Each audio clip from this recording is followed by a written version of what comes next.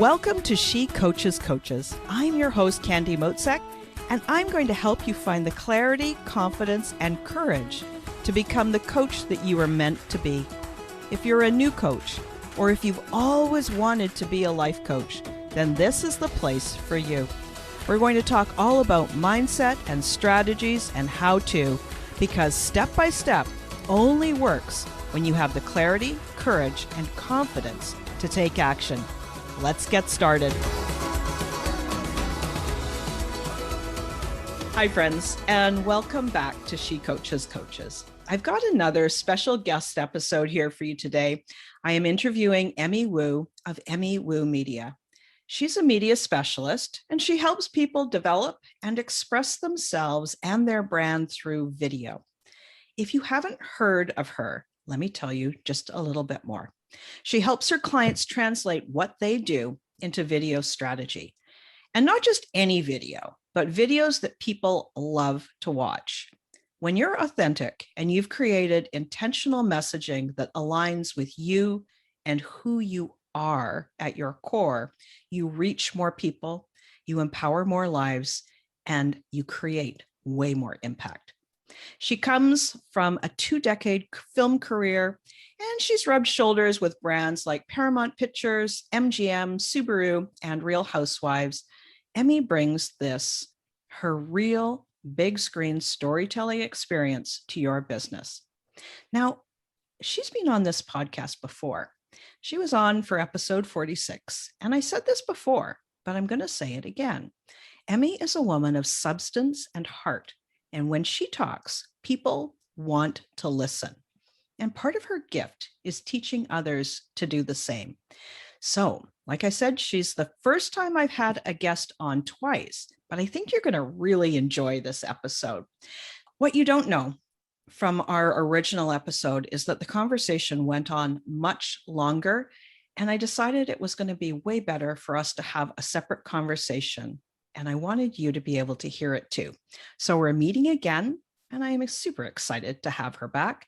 Today, we're talking about your personal strengths, leveraging your strengths, and using archetypes to improve your video messaging.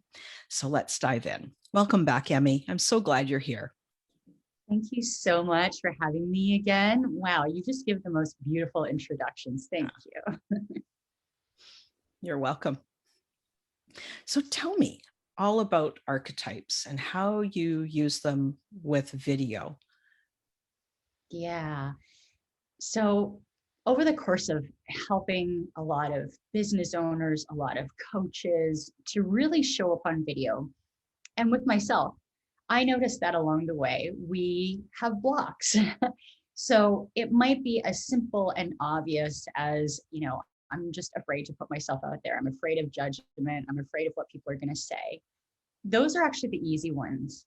The ones that are more insidious are the ones that are rippling beneath the surface. So we don't quite realize that they're there, but oftentimes these blocks can come up through our actions and how we might actually self-sabotage. And so I created this framework to help my audience, help my clients and students to clearly understand for themselves where they might be stopping themselves, where they might be sabotaging themselves and really showing up, and then how to anchor into the light archetypes so that they have a direction for where then to go. So what kind of blocks do you see most often? And I agree with you, these surface ones, it's just a matter of doing a little bit of thought work and working out the kinks and getting a little bit of practice. But I kind of hesitate to use it, these subconscious blocks, because I don't fully believe that they're subconscious. I think that they're always there, but because they're under the surface, maybe we don't see them. We're not as aware of them. So talk about your experience with that and what kind of blocks do you notice? Yeah. Oh, this is such a great question because I feel like the biggest blocks are the ones that actually have to do with our own self-value. So this can look like not actually valuing our own voice and our own opinions and being able to share them truthfully and boldly because we're so afraid of the backlash. Or potentially, some people may have had a childhood where there was always a parent saying, you can't do that, you have to do it this way. And over time, that creates this imprintation on our consciousness that we're not allowed to do certain things, or we can only do things certain way. And that can have huge lasting impacts as we're trying to grow our business, as we're trying to put ourselves out there. This process really should be joyous and fun. So you actually look forward to doing it and can be consistent in doing it. But if there's this underlying belief that your voice isn't worthy, who are you anyways to express that? That can really put big limitations on what we see as even possible for ourselves. Yeah. And it's interesting because as a coach, I always do my own personal work as well. And I've noticed that you are not enough voice. And so I do some work on that. And that's a pretty consistent thing. And then over the last couple of months, the other side of the coin has come in. Not just that you're not enough, but that you're too much. You're too opinionated. You have too many ideas. And so, we think that those are different problems, but to me, they're actually like the mirror image of the same problem, because the result is that we stop ourselves. We stop ourselves from talking. And the way that I see this happen with people that I work with, and I don't know if you see the same, is that they're the ones that it comes time for them to maybe post something on social media or send a newsletter to their email list, and they don't have anything to say. They're like intelligent, smart people with oodles of life experience, and they're stuck. They've got nothing. Is that what you noticed too? Absolutely. And, I've even experienced that myself, and that's why I'm so passionate about this work and so passionate about this framework. When we believe that I have nothing to say, often there is an underlying belief that it needs to be a certain way in order for what you say to be valid, to be accepted. Or like I mentioned before, there is some underlying belief of we're not worthy enough to express our ideas. And you're exactly right. It's two sides of the same coin. And I think also, as you'll see with the archetypes, sometimes these fears and resistances can manifest in different ways for different people. So one person might procrastinate, whereas another person might, just have a different outcome to it, but there is still that same underlying belief. And the reason why I love this framework so much is because no matter how that fear expresses itself, you can then start to get clear on what is that underlying root fear, and then start to alchemize that, start to change that so you can change your outer behavior as well. Yeah. So using your framework, where do you start?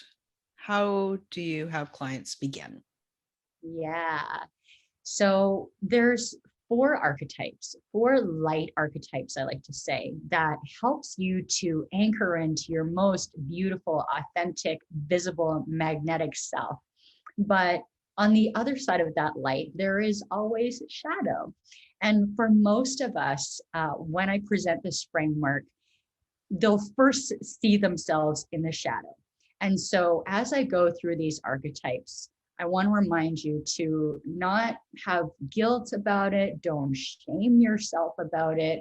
We all have them, like we're humans, right?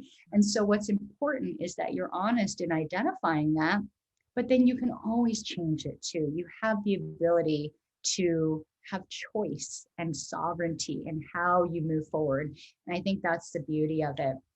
So I guess a great place to start is with the first shadow archetype, and that's the prostitute.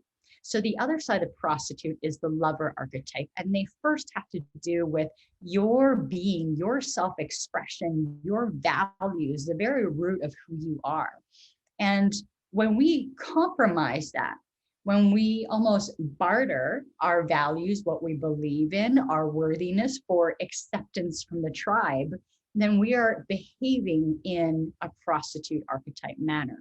So even the word archetype or prostitute can feel a little bit triggering for some people, but there's really value in this. So An archetype will say things like, well, how much does that cost?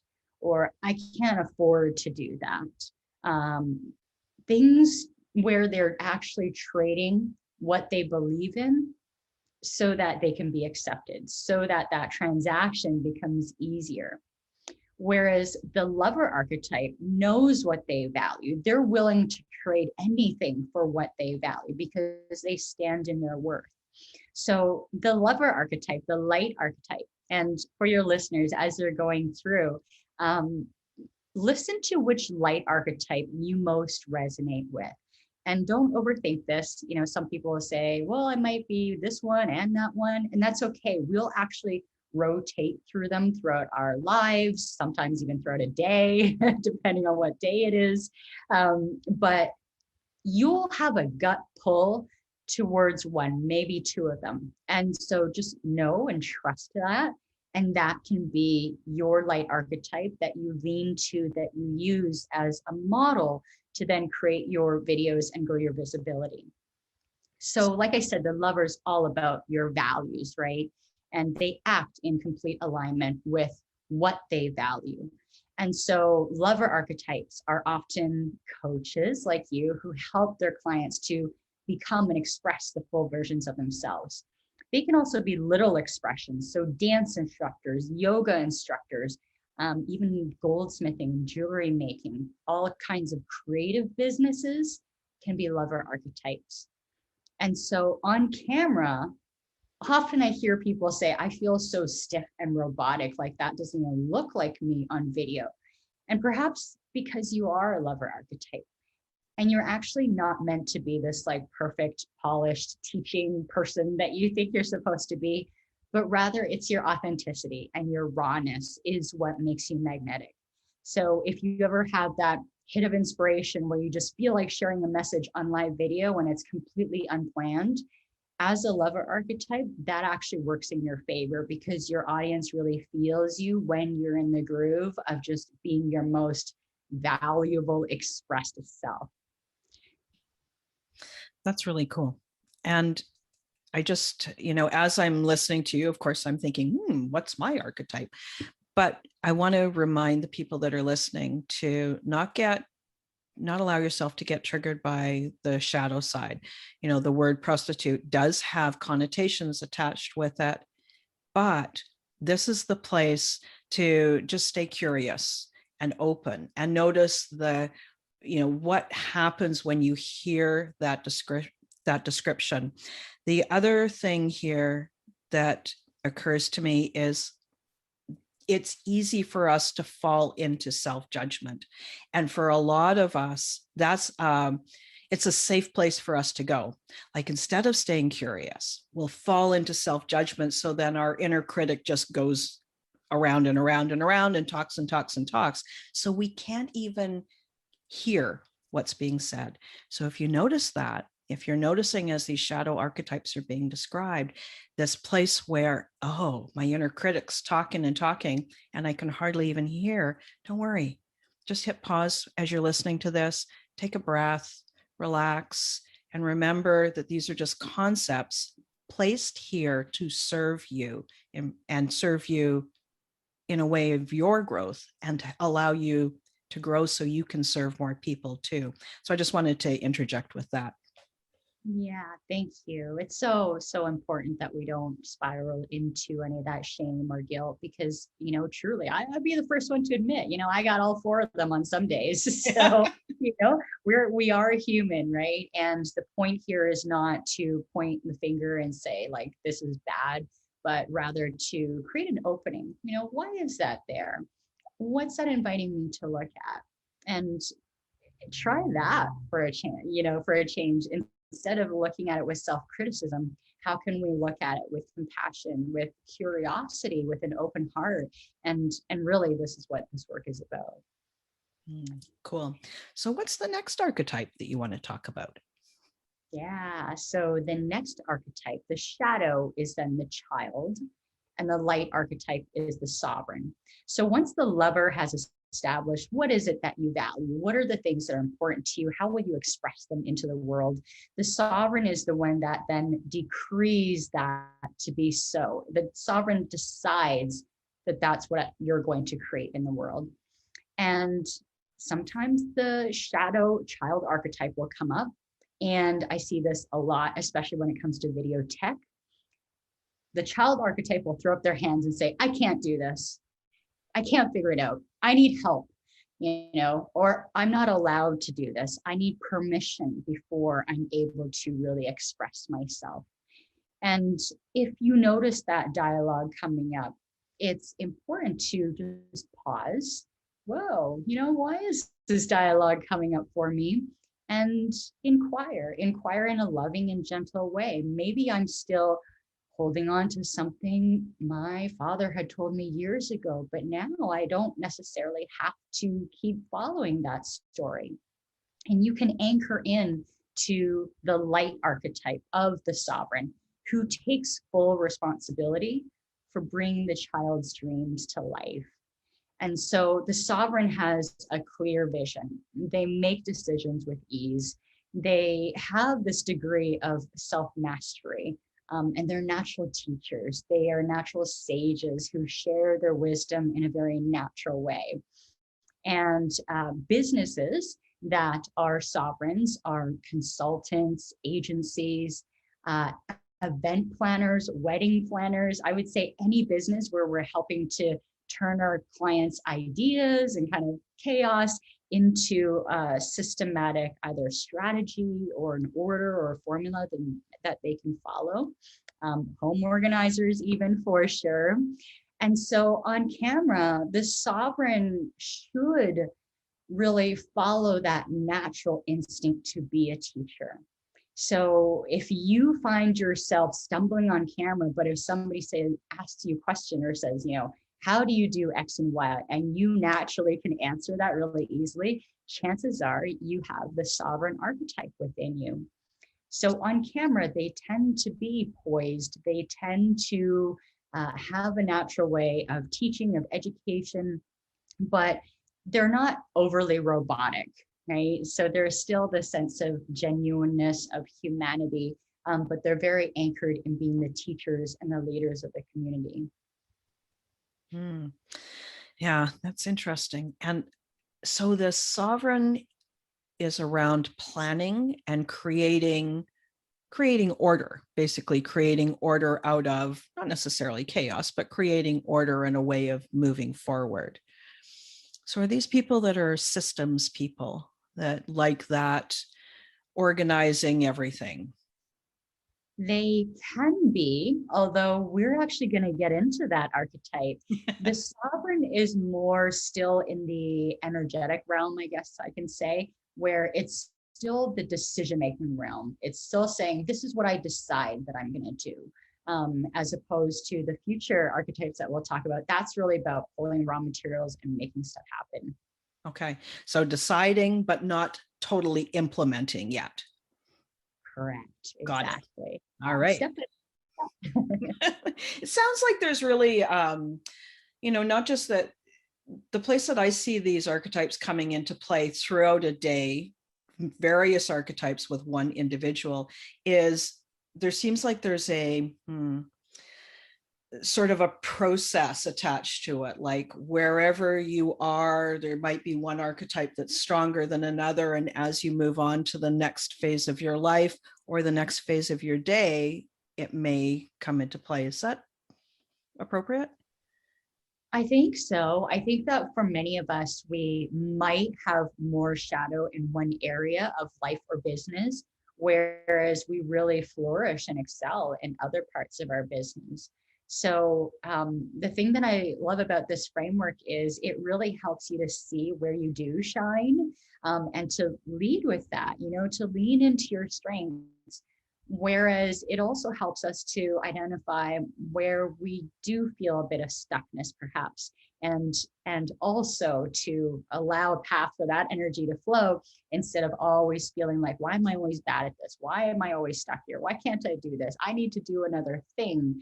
And that really just perpetuates the whole cycle. So when we can take a step back and pause, redirect, that's when we can become really powerful in our business and lives. And then we can also use this as a place where that might be the place that we want more support in our business. Like if you're not really talented in that particular area, then as you get some help in your business, that might be the first place to be looking for some help instead of trying to do it all yourself. Absolutely. I think it's so important that we allow ourselves to ask for support. We don't have to be the one to hold everything together, even though sometimes as entrepreneurs, we think like we have to be the only one to do it. But definitely asking for support, seeking support from the community, rallying people behind your business, your cause can all be not only supportive for your own business, but also really supportive for other people too. Oh, for sure. Okay. So what's next? What's the third one? Oh, I love this third one so much. So the third shadow archetype is the saboteur. Oh, the saboteur. If you've ever found yourself self-sabotaging or saying, I can't see the way. I don't know how that works. I'm not going to invest until I know exactly what happens at A, B, and C, and D. When our minds are always looking for that logical proof in order to substantiate a decision, even if that's what your lover values, that's when the saboteur is in action. So the saboteur will say, I need more evidence, I need more proof, more understanding, another certification, another training, all that kind of stuff, instead of anchoring into the magician. So the magician is the light archetype. And the magician, like the name says, is in charge of magic. It is in charge of turning raw materials, ideas, intuition into matter in our 3D world. So anytime you get this spark of inspiration and you say, aha, that's going to be my new lead magnet, or that's going to be my new offer, then that is when your magician archetype is being activated. And so the magician archetype is truly in charge of their physical world, and they take full responsibility for what they create. So they are not afraid of looking foolish if that is what their lover archetype believes in and values. And they certainly don't need all the maps and the roadmaps and the certainty and the step-by-step in order to make a decision. If, again, that's something that they value and they want to create in their lives and in their business. So the first kind of archetype or business I think of when I think of the magician is, I don't know if you watched Game of Thrones, but Tyrion Lannister. I'm not a Game of Thrones person, but I know tons of people are. So, yeah. So Tyrion Lannister is this character, very witty, very funny, but he has this knack for just saving the day at the 11th hour. And he has this magical ability to pull together resources, pull together people, pull together ideas to literally create magic. And we actually have this ability to do this in our business all the time. And so with the magician archetype for businesses that are magician archetypes, they can be real estate agents because you're taking essentially the raw material of the house and telling the story of the home. Anybody where you're taking raw materials like chefs and food bloggers, I would say even also goldsmiths and jewelry making, certainly coaches as well, where we're creating a transformation in our clients. And your ability to magnetize your audience actually lies in your innate skills to woo your audience with your seemingly magical performance. So the way you pull things together is literally like magic to people. So for video, if you resonate with the magician archetype, live demos, sharing a little bit of the behind the scenes of how you pulled together that magic, that's going to be really captivating for your audience, because not only are you letting them a little bit into your world, but you're also kind of teaching the process of how they can start to do that too. Hmm. What about like those time lapse videos that I see all the time? Is that the same kind of thing? Like you can see them start. I do yarn crafting stuff like knitting and crocheting. And sometimes I'll see this, they start and they just the beginning of that little project, and it's just so fast forward and all of a sudden it's completely done. Is that the magician archetype? Okay. Yep, absolutely. Yeah. I love time lapses too. They're actually just photographs all seamed together. And yeah, there's nothing like a great time lapse that literally just compresses and collapses time. So just before we go on to the fourth, I want to make sure that everybody who's listening is thinking to themselves, okay, which one of these sounds most like me? And then, earlier Emmy said choose one or two, but I would say just choose one. Just play with one, decide that one is closest to you and play with that. And then see how it goes. You might have more than enough richness and ability to have that impact just using the one. And then if you want, then go and choose a second. But don't get yourself stuck in this trying to be a hybrid thing. We have so much more power when we just make a decision, one decision, and then just go. And I don't think there's any wrong decision here by the sounds of it. What do you think? I love that. There is absolutely no wrong decision. And look at that. That was like sovereign archetype right there. Make that decision, move forward with it, have confidence in your decision. And I think what's core here is that if you feel a resonance with any one of them, that is your true self, like expressing yourself, wanting to come forth. And so you're right, Candy, there's no way that you can make a wrong decision. And try it for a while. If you are the lover archetype like me, maybe the first few times you do that impromptu live stream feels really awkward. But the more you do it, the more you actually find your rhythm and your confidence within that model. And the better you become at it. And then the better you become at it, the more you'll do it. And the more content you have, the more you magnetize your audience as well. Yeah, it's just a total win, right? Yeah, absolutely. Okay. So now let's take it back to the fourth. Tell me about this one.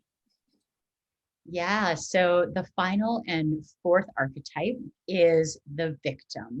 So the victim is a big one, and it's one that I've definitely had to work through a lot myself in business. Victims often feel like they don't have the right support. Why am I never supported? How come everybody else is further ahead, but I'm still here? Why am I always alone? The interesting dynamic with the victim, though, is that they want to be seen, they want to be ahead, but then there's this part of them that also doesn't want to be a burden onto other people, or they don't want to ask for support. So then they almost get themselves into this vicious cycle where they want something, but then they don't give themselves permission to go claim it. So the light archetype to really help you move through this is the warrior. The warrior archetype is really the enforcer and protector of boundaries. And so oftentimes when we feel like we aren't supported, it could be that you actually do need support. It could be that you actually do need to hire a VA and some other team to really help you to do the extra things in your business that you don't want to do or you can't do. And so the warrior is all about finding a way, and they will stick to it. And they make decisions, they'll stick to them. The sovereign's already said, that's what I'm going to create. And so the warrior will then rally the people, the team, the resources, the email responders to set up those boundaries and allow you to have the space to really create something that's meaningful and that's beautiful and that matters for you. So businesses that are warrior archetypes are nonprofits, consultants and agencies, I would also say like VAs and social media managers and executive assistants, because they're helping to create these boundaries for their clients. And warriors are amazing at getting people behind a message, getting people behind a cause, and they're natural ralliers. They don't even have to try. And the unique thing about the warrior archetype is because they're so great at calling in people, calling in community, building this alliance essentially, that they can almost leverage their network almost like currency. So, what I mean by this is you can actually, if you're a warrior archetype, you can actually do interviews like this. Interviews are warrior archetype video, leveraging the power of your community, of your team, in order to help you to create content and to help you put your message out there. As well as with warrior archetypes, you're natural at pulling together, the resources and teams, et cetera, behind the scenes. So sharing your processes, how you do that, can really be eye-opening and inspiring for your audience as well. Mm. Yeah. And as you're talking about this and this rallying people around you, it reminds me of people who create these summits, large groups of people that come together, each with their own message, and they create something bigger than themselves. Mostly in an event format, but still the power of pulling people together is much more than any one individual could do themselves. So interesting. Yeah. So interviews for warriors and other places where you're bringing people into community. So these people who do a wonderful job of leveraging in a really powerful Facebook group, that would be a place that you would see warrior archetypes thriving as well. That's Absolutely. so interesting. Cool. I've loved this. Is there anything else that we should know about these four archetypes before we wrap it up for today? Well, I think what you mentioned a moment ago is spot on. Trust your gut with the one that speaks to you the most and try it on, right? We won't know until we actually put ourselves out there and try it. If you're a warrior, then that makes it a little bit easier. You can do an interview and you don't have to be speaking on video by yourself. And at the same time, allow yourself to take that risk, to stretch yourself, to be a little bit uncomfortable, because we don't know what's on the other side of that discomfort. And that's usually what the brain is saying, like red alert, we don't know what's going to happen. And so that's why we'll stop ourselves. But if you take that chance and you do that impromptu live stream and share that message that's been on your heart, maybe you do an interview with somebody that's been important in your business or your life growth. Start with one piece. Really commend yourself for putting yourself out there and take those little steps forward, because it truly is in taking those many little steps that you create huge momentum over time. Yeah, I couldn't agree with you more. Is been thinking about this, that very first step is always the most difficult.